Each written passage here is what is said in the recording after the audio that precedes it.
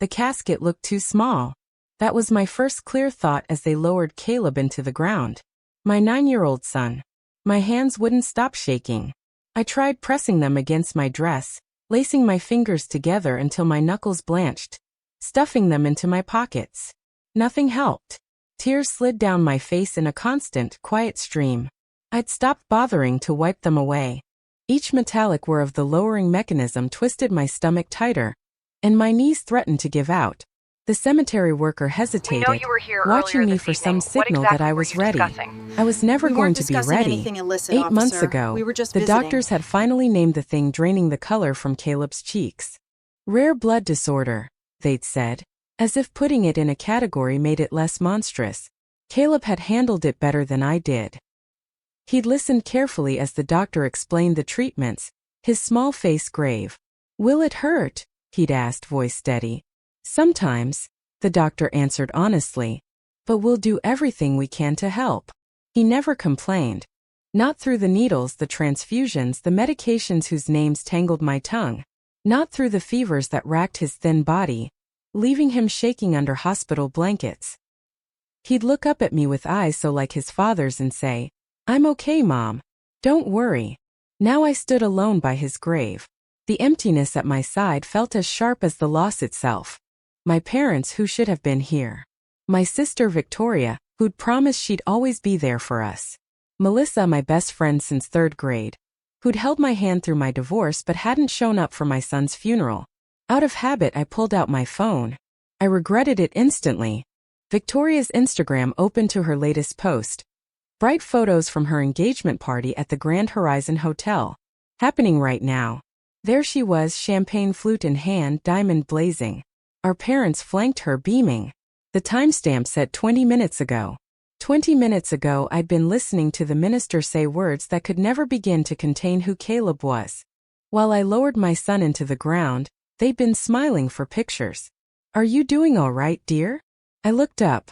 Angela stood beside me, her weathered hand resting lightly on my arm. My elderly neighbor. The only person who'd come. For 18 months she'd brought meals when hospital days left me too exhausted to cook. She'd sat with Caleb so I could shower or nap. She'd never once treated his illness as an inconvenience. "They didn't come," I whispered. "Not one of them." Images of Caleb flooded me. His real laugh from before. The way it would bubble up uncontrollably and fill a room. His solemn announcement at 7 that he was going to be a doctor to fix kids like me someday. The way he insisted on wearing his superhero pajamas to chemo because superheroes are brave, even when they're scared. "That boy loved you more than anything in this world," Angela said softly. I nodded, thinking of Ethan, my ex-husband, setting up the $850,000 college trust before his company transferred him overseas. "If anything ever happens," he told me, "you're the residual beneficiary. I know you'll honor his memory." He couldn't have known how soon those words would matter. Part of me wanted to call my parents and scream until my voice broke. How could they choose Victoria's engagement party over their grandson's funeral? Another part of me felt hollow, scraped clean. 18 months of fighting for Caleb. Sleeping in hospital chairs, memorizing medical jargon, arguing with doctors who dismissed my concerns, and now there was nothing left to fight for. My phone buzzed in my hand. A text from my mother. "We need to talk. Bring the trust documents tomorrow." I read it twice to be sure I hadn't misunderstood. They hadn't come to Caleb's funeral, but they wanted his trust paperwork. Something colder than grief slid through me, cutting clean. Something logical. Calculating. Finally awake. I typed back. "I'm burying my son today. I can't talk about paperwork." Her reply came immediately. "Don't be dramatic, Destiny. This is important for the whole family." The whole family. The same family that couldn't spare 2 hours to say goodbye to Caleb. The reality snapped into focus. This wasn't just about money. This was about the last tangible piece of my son's future. The future he'd never get to live. His legacy. And I was alone in this. My parents. Victoria. Even Melissa. They were together, coordinating. While I was isolated, raw and grieving. How long had they been planning? What else had I missed while my back was pressed against a hospital wall? Angela noticed my expression. What is it? I handed her the phone. Her eyes hardened as she read. Oh dear, she murmured. They can't possibly think. I locked my phone and slid it away. Whatever they wanted could wait. This moment belonged to Caleb. I would not let them take that too. Angela squeezed my shoulder. You're not alone, dear. I'm here. The cemetery worker approached, hat in hand. I'm sorry, but we need to finish. I stared at the casket hanging over the open grave. How was I supposed to turn my back and walk away? To leave him here? My body refused to move. Angela stepped forward. Give her a moment, please. She's saying goodbye to her boy. He nodded and backed away. I reached into my pocket and took out Caleb's favorite action figure, the one he'd clutched through every hospital stay. Kneeling, I placed it gently on the casket. I'll protect what's yours, I whispered. Promise. As I straightened, something inside me shifted. Through the dense fog of grief, a single spark caught. I didn't know what tomorrow would bring, but I knew one thing with absolute certainty. They were not taking my son's legacy without a fight. The next morning matched my mood. Gray, wet, heavy. I drove to my parents' colonial in Oakwood Heights with my fingers locked so tightly around the steering wheel they ached. My throat constricted at the thought of seeing them. Seeing the people who'd chosen Victoria's engagement party over their grandson's funeral. Melissa's silver BMW sat in the driveway. Of course she was here. The front door opened before I reached it. My father stood framed in the entryway, his expression arranged into paternal concern that never touched his eyes. Destiny, come in. We've been waiting. The living room felt more like a conference room than the place I'd grown up. Victoria sat upright on the cream sofa, ankles crossed, blonde hair in a perfect chignon. Melissa perched beside her, suddenly very interested in her manicure. My mother stood by the mantel, one hand resting on a framed photo of us all smiling. A performance frozen in glass. No one said Caleb's name. No one said I'm sorry. No one mentioned the funeral. My father moved to the mahogany coffee table, where an open folder lay with neatly stacked pages. We need to reallocate the trust with Victoria as trustee, he said, sliding a document toward me. Sign here. And here. I didn't take the pen. What are you talking about? Victoria leaned forward. Destiny, you're in no state to handle this kind of money. We're trying to help. My mother stepped closer, her voice dripping concern that tasted like poison. You've always been impulsive about finances. Remember the boutique you wanted to open after college? Thank goodness your father talked you out of it. I glanced at Melissa, searching for any trace of the girl who once shared secrets with me under covers by flashlight. She met my eyes for half a second, then looked away. We already spoke with Ethan's lawyer, my father added, tapping the papers. Given your mental state, he agrees this would be the prudent course. The words hit like blows. I picked up a sheet and scanned it. Legal language about mental competency evaluations. Another page showed internet research on trust law, dated 14 months ago, right after Caleb's first hospitalization. You've been planning this since he got sick, I said quietly. My voice barely sounded like mine. While I was sleeping in hospital chairs, you were researching how to take his money if he died. Victoria Said. You're exaggerating. This is exactly why we're worried. My father slid another document across the table. If you refuse to sign, we're prepared to petition for guardianship. The court will understand that grief has compromised your judgment. The full shape of their betrayal finally locked into place.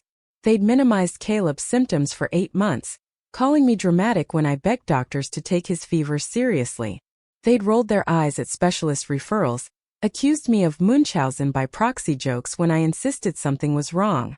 Now I saw it for what it had been: positioning, distance, preparing themselves for the worst while I refused to imagine it. Memories recalibrated in rapid succession. It's probably just anemia, Destiny. You always make mountains out of molehills, my mother had said. These doctors are taking advantage of your anxiety. He needs vitamins, that's all, my father had insisted. Hospitals are depressing, Victoria had complained. He's going to get better anyway. I noticed the corner of a blueprint sticking out beneath the legal pages. Pulled it free. Renovation plans for Victoria's new house. A $200,000 kitchen remodel. Home theater. pool with a waterfall. You didn't visit him once in 8 months, I said, voice flattening. Not for a single treatment. Not even at the end. We all grieve in our own ways, Victoria said, impatient. Some of us handle it better. The casual cruelty of it winded me. Why the rush? I asked. Why do we have to reallocate anything right now? A quick glance passed between the three of them.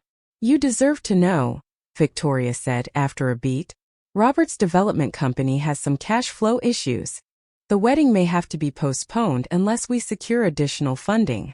My mother toyed with her pearls. And there's the Hilton Head property. The market turned. We're overextended. We're not villains, my father said, switching to his business voice. We're a family facing difficult circumstances. Melissa spoke at last, barely above a whisper. My divorce is final next month. Victoria promised me a job at Robert's company. I need this destiny. I have the twins to think about. I saw them clearly then. Not movie villains but frightened, selfish people willing to sacrifice me to maintain their comforts and status. If you don't sign, my father warned, his genial mask slipping, we'll have to take more drastic measures. My mother reached for my hand.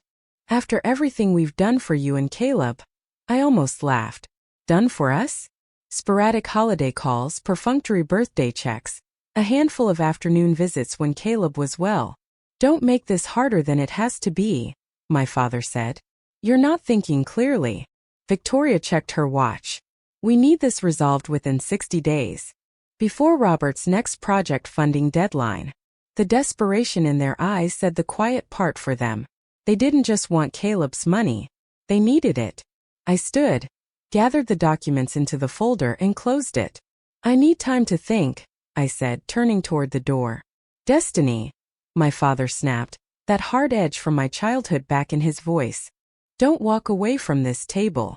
I stepped outside and closed the door behind me with soft finality. In my car I slumped forward, forehead against the steering wheel, overwhelmed. My phone buzzed. Angela. How did it go? I'm here if you need to talk. Before I could respond, another call came in. Ethan's parents. Destiny, dear, Martha said, her voice thick with emotion. We just heard about the funeral. We're so sorry. We were in Europe. We had no idea. We loved that boy, George said, voice breaking. We loved him so much. Their grief felt real. Their regret honest. Nothing like the polished performance I'd just left. As we ended the call, I remembered something Ethan had said when he set up the trust. If you ever have questions, call Richard Donovan. Best trust attorney in the state. For the first time since the funeral, hope flickered. I wasn't completely alone. Angela had seen every day of Caleb's illness. Ethan's parents knew what Ethan wanted. And Richard Donovan knew the trust better than anyone. I turned the key in the ignition. Decision made. I wasn't fighting this battle by myself. Mr. Donovan's office. A receptionist answered when I dialed. I need to speak with him as soon as possible, I said, my voice steadier than I felt. It's about the Caleb Walker Trust. The law offices of Richard Donovan smelled faintly of leather and lemon polish. Sunlight reflected off polished wood and rows of leather-bound volumes.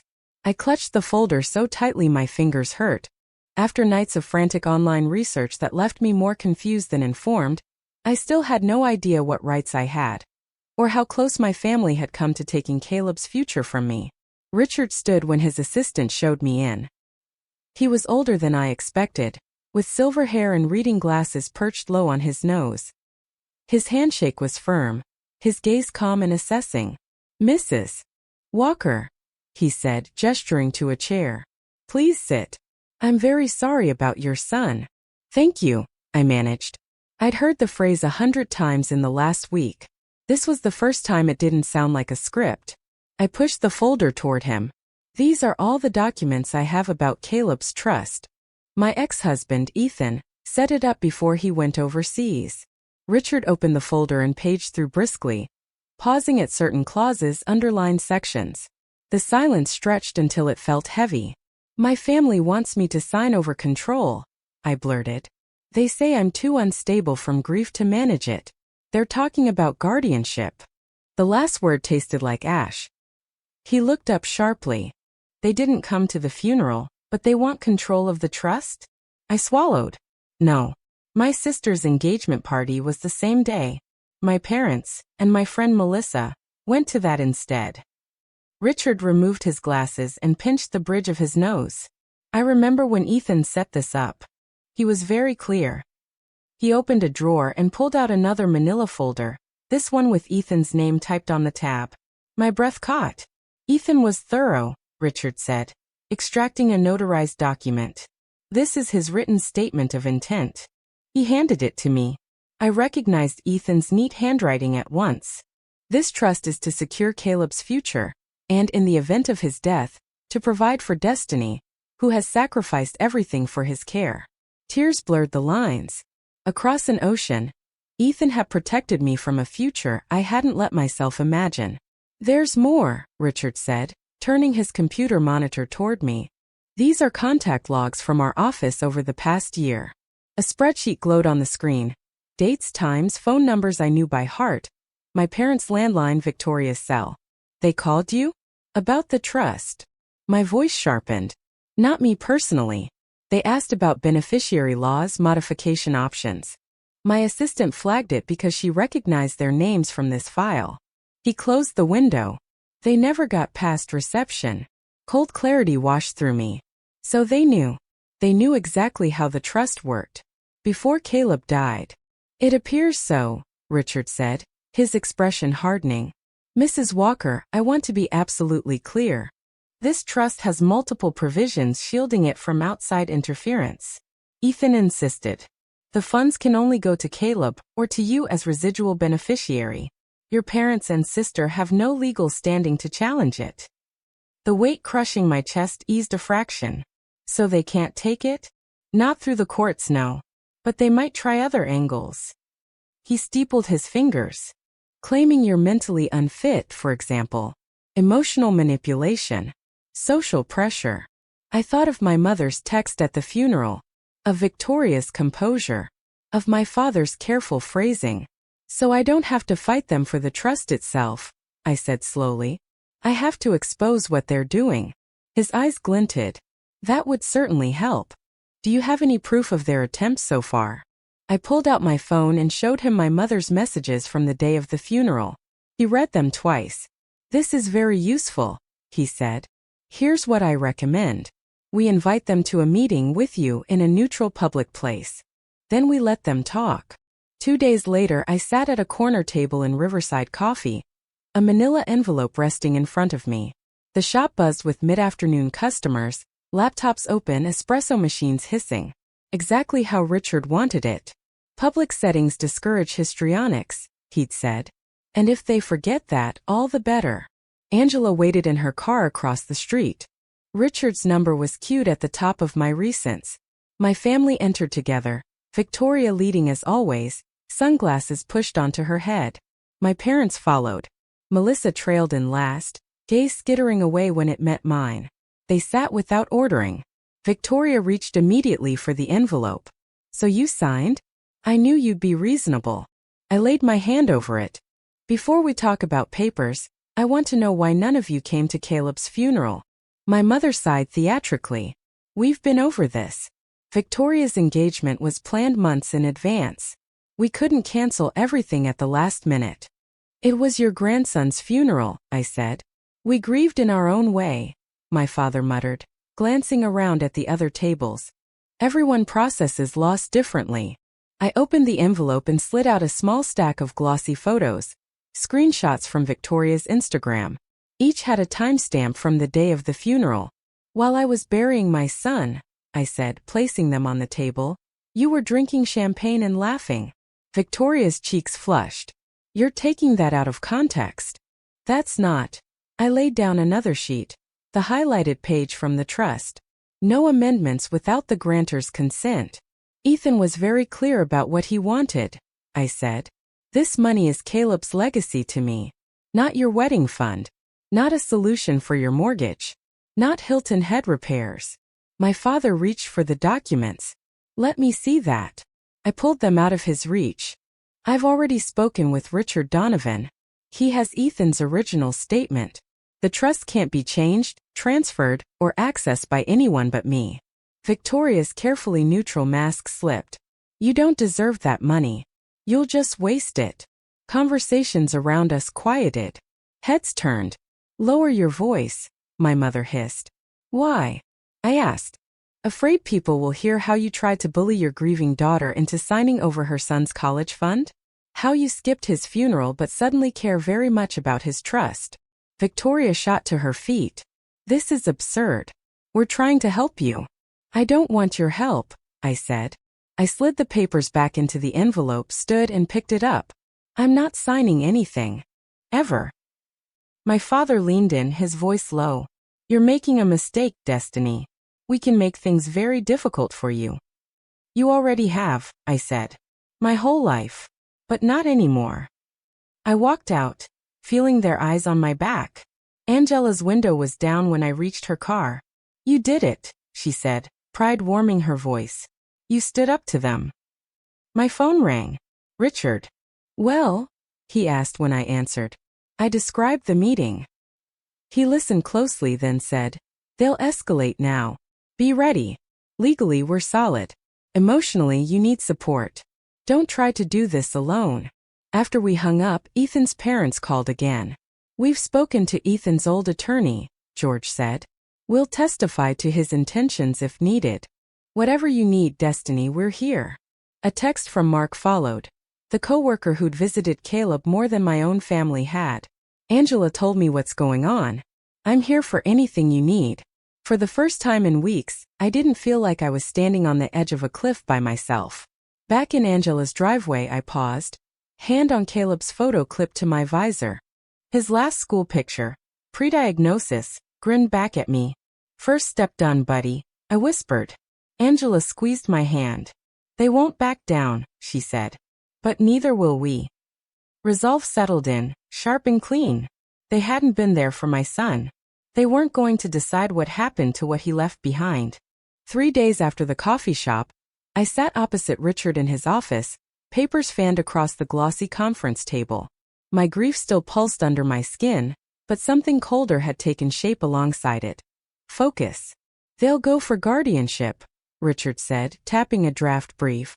Claim you're mentally impaired by grief. It's their only viable path to the trust. On the wall behind him, we'd started building a timeline. 18 months of Caleb's illness, every admission and discharge, every treatment, every doctor. Victoria never handles the dirty work herself, I said. She'll push my parents out front. Maybe Melissa. Astute, Richard said. We counter with facts. Hospital records. Witnesses. Financial statements. We document exactly who did what. I open my digital calendar. I have every appointment logged. I never missed one. My voice caught. Not even after Ethan left. And your parents? He asked. I swallowed. Nothing. No visites. Not when he was diagnosed. Not during his 3 weeks in isolation after the transplant failed. Not at the end. Get it all down, Richard said. We don't act yet. We prepare. We let them make the first legal move. Then we respond with everything. We reviewed months of bills showing how I managed Caleb's expenses. Negotiating with insurance, arranging payment plans, stretching what little savings I had. They'll twist your financial strain as irresponsibility, Richard warned. We'll frame it correctly. You drained your savings trying to save your son. Angela's kept journals, I remembered. She wrote down every time she helped us. She told me. Excellent, Richard said. Third-party documentation is gold. I also called Caleb's oncologist and his teacher, I added. Both agreed to provide statements about my decision-making and my parenting. And Ethan's parents? They're working with his attorney to document Ethan's original intentions. And I installed cameras at home. Doorbell, front porch, driveway. If they show up again, we'll have footage. He nodded, impressed. Good. What else? I've been screenshotting everything, I admitted. Texts where they dismissed Caleb's illness. Posts where Victoria hints I'm unstable. The pattern of minimizing him while circling his trust. That's exactly the story we need to tell, Richard said. Not just that you're competent, but that they're motivated by money, not concern. My phone vibrated. A text from Angela. Coming by with my journals. Melissa's asking questions about Caleb's treatment schedule at the hospital. Be careful. The blow landed solidly. She's signed something, I said. An affidavit. She's the friend who knows the most about your private moments, Richard said quietly. We prepared for that. Memories surfaced. Melissa rubbing my back in hospital corridors, then visiting less and less. The discomfort in her eyes when my grief spilled over. She'll say she saw me fall apart, I said. And she wouldn't be lying. I did fall apart. Who wouldn't? For the first time all afternoon, doubt crept in. Maybe they were right. Maybe I was broken. Richard watched my expression. Don't, he said firmly. Don't do their work for them. Angela arrived with an armful of spiral notebooks. She set them on the table like evidence in a trial. Melissa can say whatever she pleases, Angela said, looking from me to Richard. But I wrote everything down. Every meal I brought. Every time Destiny refused to leave Caleb's bedside. The one time she did so she could shower, I was there. I saw it all. She took my shaking hands between her warm ones. Don't let them make you doubt yourself. I looked around the room, the notebooks, the files, the growing wall of documents. Not a defense of my sanity. A record of reality. You're right, I said. They're not just coming after the money. They're coming after who I am. We assembled an evidence board. Medical records, appointment logs, financial statements, text screenshots showing dismissive comments and calculated planning. Angela's journals joined the stack. Ethan's parents sent us emails confirming their readiness to testify. My old supervisor wrote a glowing letter about my professionalism and stability. Neighbors signed a petition about my character. Hospital staff agreed to statements. Richard had his assistant call in a notary. I signed affidavit after affidavit. Every signature felt like a piece of armor being welded into place. By the time we taped the last photo, a shot of my parents at Victoria's engagement party, champagne raised, time stamped 42 minutes after Caleb's burial, to the board, I was exhausted. Will it be enough? I asked quietly. Richard studied the wall. Guardianship is an extreme remedy, he said. Judges don't grant it lightly. Your family is about to learn that. My phone buzzed again. Angela. 23 neighbors signed. And Martha from the hospital says someone just pulled Caleb's entire file. Richard's desk phone rang. He answered, listened, and his expression darkened. That was my contact at Memorial, he said when he hung up. Someone accessed Caleb's full medical chart with an old emergency contact form. My stomach clenched. Who? Victoria. I gripped the table. She'll comb through everything. Every time I questioned a dose or cried in front of a nurse. They're desperate, Richard said. And sloppy. Privacy violations leave a trail. He opened his laptop and pulled up a LinkedIn message my former boss had forwarded. Your sister called asking about your emotional state at work, it read. Is everything okay? They're calling everyone, I said, heat rising under my skin. Trying to rewrite our entire life. Richard shut the computer. Then we broaden our response. This isn't just a trust case anymore. It's defamation. I thought of Caleb's grin, bald head under a superhero beanie. The way he squeezed my hand during transfusions and whispered, We're a team, Mom. If my 9-year-old could face death, I said, voice steadying, I can face my parents. Richard nodded. That's the spirit we'll bring to court. The sheriff's knock came the next morning. Miss Walker? He asked when I opened the door, holding up a thick envelope. You've been served. The paper felt heavier than it looked. Emergency petition for guardianship. My phone rang before I'd finished skimming it. Richard. They filed, I said. I know. I just got the notice. How bad is it? Affidavits, exhibits, statements. Melissa's name jumped out immediately. She'd written 3 pages. Every breakdown I'd had in private had become evidence. The night I'd sobbed in the hallway after a doctor said, palliative. The morning I couldn't remember if I'd taken my antidepressant. The times I'd called her at 3 a.m. terrified Caleb would stop breathing. They'd quoted Caleb's medical file. Notes I'd given doctors about my own anxiety. Observations about my sleep and appetite. They used his chart, I whispered. Things I told his doctors in confidence. The ethics committee is already involved, Richard said. That access was unauthorized. It will matter. Another exhibit. My bank statements. 18 months of income gaps and overdraft fees highlighted as proof I couldn't handle money. No mention of what that money had bought. Transfusions, medications, out-of-network consults. The hearing's tomorrow, Richard said. We knew it was coming. Everything's ready. You won't be alone for a second. Have you seen the paper? He asked a moment later. I opened the local news site. There they were. My parents on their pristine sofa, looking heartbroken. Family seeks help for grieving mother. This breaks our hearts, but we must protect her from herself, my father had told the reporter. On social media, Victoria had posted a childhood photo of us, arms around each other. Sometimes the hardest thing is stepping in when someone you love is suffering, she'd written. Please pray for our family. Hashtag mental health awareness, hashtag family first. The comments overflowed with admiration for their bravery. They've already convicted me in public, I said. Judges read evidence, not hashtags, Richard replied. We've filed our counter petition. Ethan's parents just checked in from their hotel. They're ready. The hospital issued a statement condemning the record's breach.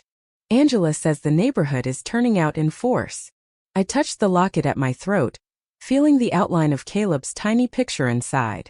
What if it's not enough? I whispered. It is, Richard said. And if you forget that, look around the courtroom tomorrow. You'll see who really knows you.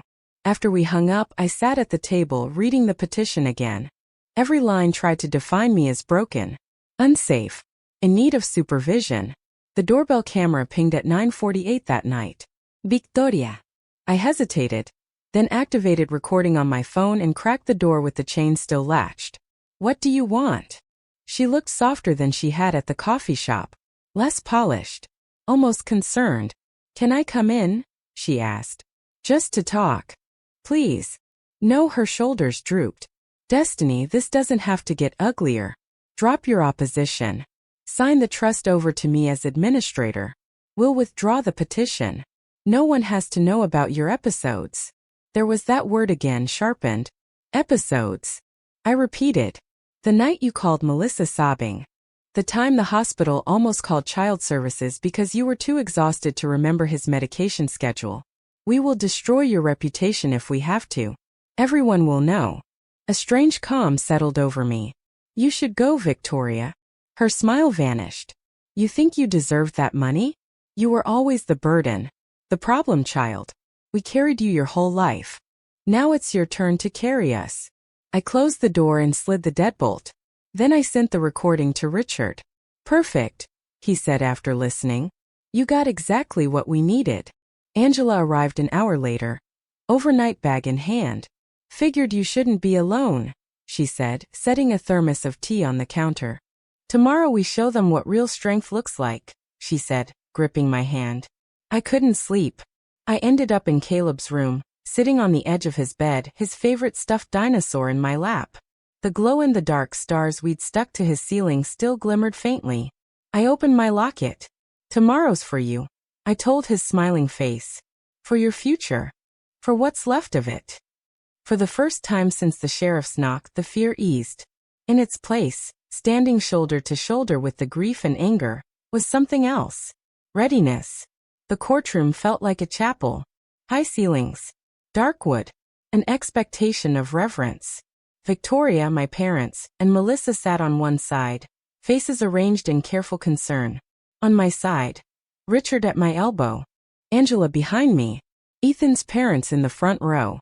All rise for the Honorable Judge Marion Peabody. The judge took her seat and glanced over the petition. Deep lines bracketed her mouth. These are serious allegations, she said. I will be looking at evidence, not emotion. The petitioner's lawyer rose first. Tailored suit, confident stride. This is a case, he began, of a loving family desperate to help a daughter lost in grief. He spoke about my erratic behavior, financial instability, isolation. He made my worst moments, the ones any grieving parent would recognize, sound like symptoms of permanent incapacity. Melissa testified first. She talked about late-night calls, my exhaustion, my fear. She avoided my eyes. Did her behavior concern you? The lawyer asked. Yes, she said. I was afraid she might hurt herself. The word sliced. I remembered those nights. Sitting on a plastic chair outside Caleb's room, whispering into my phone because I had no one else to call. My mother took the stand next. She produced tears on cue. We're just so worried, she said. She won't accept help. We'd do anything to ease her pain. The judge's expression softened. Panic pricked at my skin. Then Richard stood. Your Honor, he said, voice calm but carrying. What we have here is not a family's concern, but a family's calculation. He handed up a thick binder. This is an 18-month record of Caleb Walker's care. Medical appointments, hospital stays, treatments. You will see Ms. Walker present at every one, including the day after her husband relocated overseas. He called the hospital records administrator. She confirmed the log. Every visit I'd made. Every night I'd stayed. Every specialist I'd approved. And this? Richard asked, presenting another exhibit. System access logs? Our records show that Ms. Victoria Walker accessed Caleb Walker's entire chart 2 weeks ago, she said, using an outdated emergency contact form.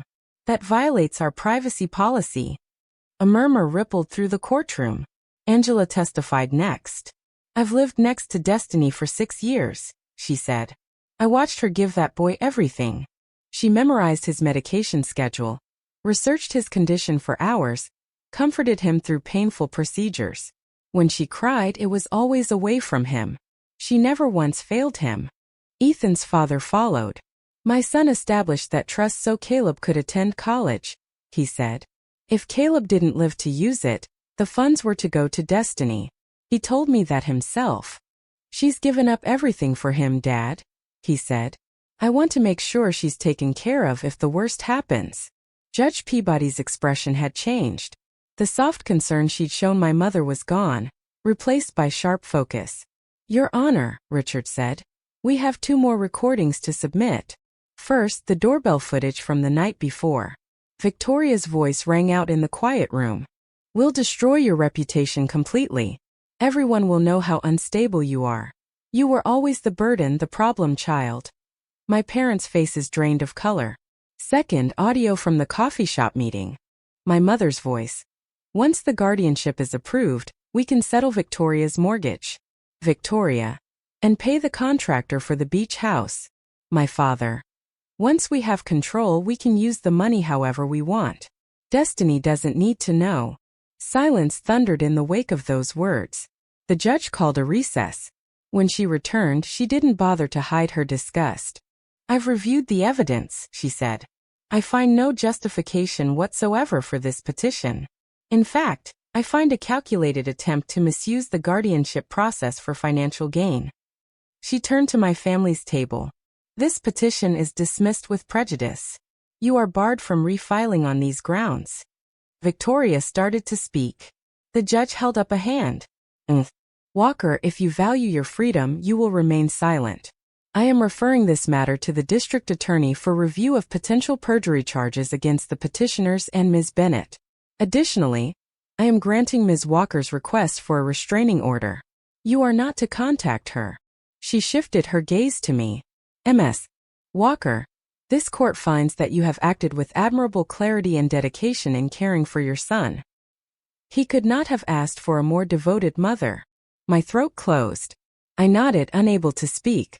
My parents stood as if to come toward me, but a bailiff moved to block them. Richard exhaled. The system worked today, he said quietly. Justice was done. Angela squeezed my shoulder from behind. Caleb would be so proud of you, she whispered. Ethan's mother wrapped me in a hug. You honored our grandson, she said, voice shaking. And our son. Outside, reporters had gathered. Microphones thrust forward, cameras already rolling. Mrs. Walker, how do you feel about the outcome? I touched the locket at my throat, feeling the small curve of Caleb's smile beneath my fingers. Today, I said, justice was done for my son. Flashes popped.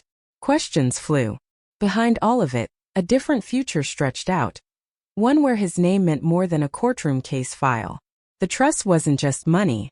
It was possibility. And I'd proven I could be trusted to protect it. The fellowship funding would come from this portion, the financial advisor said, sliding a folder toward me. The principal would remain intact. I reviewed the charts. Numbers that would have once paralyzed me now felt like tools. One line item is non-negotiable, I said. The Pediatric Hematology Fellowship. Fully funded. Of course, he said, making a note. And your personal protections? The restraining order is in place, I said. They can't come within 1,000 feet. Any contact has to go through Richard. It had been a week since the hearing. The local paper had run my story above the fold. Mother vindicated in trust battle. I'd received dozens of messages. Strangers thanked me for standing up to abuse. Old friends apologized for not being there. Victoria's fiancé had called to say the engagement was off. My parents were under investigation. Melissa had lost her job after a recording of her testimony circulated at work. It was surprisingly easy to say my family, now and mean my neighbors, my colleagues, Ethan's parents. Not the people who shared my DNA. Angela waited in the parking lot in her ancient Buick, window cranked halfway down despite the chill. All sorted? She asked as I climbed in. All sorted, I said. As we drove, I remembered the countless trips we'd made in the opposite direction. To the hospital, Angela's thermoses of soup on the floorboards. I never thought I could do any of this, I admitted. Stand up to them. Build something out of this. Angela smiled, eyes on the road. I knew you could. The moment you put that toy on his casket and promised to protect what was his. That night, for the first time since Caleb's diagnosis, I slept without waking from nightmares of hospital alarms. I dreamed of him running across a field, hair full, cheeks flushed. Richard called in the morning. The foundation paperwork is filed, he said. Caleb's legacy is official. The trust is locked so tightly even the Supreme Court couldn't unwind it. My neighbors set up a meal train. Every evening someone knocked on my door with lasagna, soup, bread. Their kindness no longer surprised me. It felt like confirmation of a truth that had been quietly growing in me. Family is sometimes chosen. I pulled out a photo of Caleb at the beach, hat askew, grin wide. I know what to do with it now, I told him. Your legacy. 6 months later, I stood in the pediatric blood disorders unit where Caleb had spent so many hours.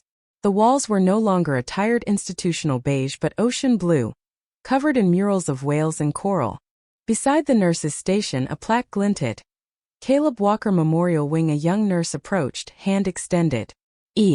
I'm Jennifer Abrams, the first Caleb Walker scholar. I shook her hand.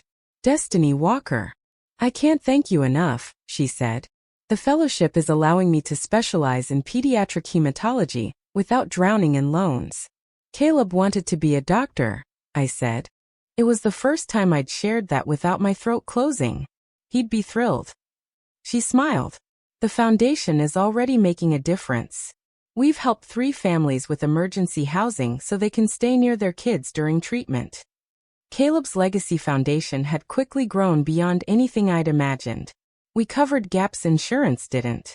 Paid for hotel rooms near hospitals. Funded training for nurses like Jennifer. Angela ran our volunteer network, organizing rides and meals for families suddenly trapped in the world I knew too well. Richard handled all our legal work pro bono. Ethan's parents led a grandparent advocacy program, helping others like them navigate long-distance care and complex medical systems. I spoke at parent support groups now. The first step is believing you can do this, I told them. The second is knowing you don't have to do it alone. My voice didn't shake anymore in front of a room. Signing checks no longer made my hands tremble. The woman who'd frozen at the edge of a grave had become someone calmer, stronger, sharper. Someone Caleb would recognize. Someone he'd be proud of. A year to the day after Caleb's funeral, I walked the worn path back to his headstone. The grass had grown in. The ground no longer felt like a fresh wound. I set fresh flowers at the base and traced his name with my fingertip. The morning sun warmed the granite. Birds chattered in the trees. Excuse me. I turned. A woman stood a few feet away, a little girl's hand in hers. The girl looked about 7. Are you Destiny Walker? The woman asked. I am. I'm Sarah Mitchell, she said. This is my daughter, Emma. Emma tucked a piece of hair behind her ear and gave me a shy wave. Emma was diagnosed with the same blood disorder as your son last year, Sarah said, tears brightening her eyes. The specialist funded by your scholarship found a treatment that worked when nothing else did. She swallowed. Your son's legacy saved my daughter's life. Emma stepped closer, cheeks pink. Thank you for helping me get better. I knelt so we were eye level. Looking at her, I saw not what Caleb had lost, but what he'd given. You're very welcome, Emma, I said. Standing again, I told Sarah a little about Caleb, not with raw, tearing pain but with warmth. I told her about superhero pajamas and big dreams. We're expanding the foundation, I said when she asked. Research grants for rare blood disorders start next quarter.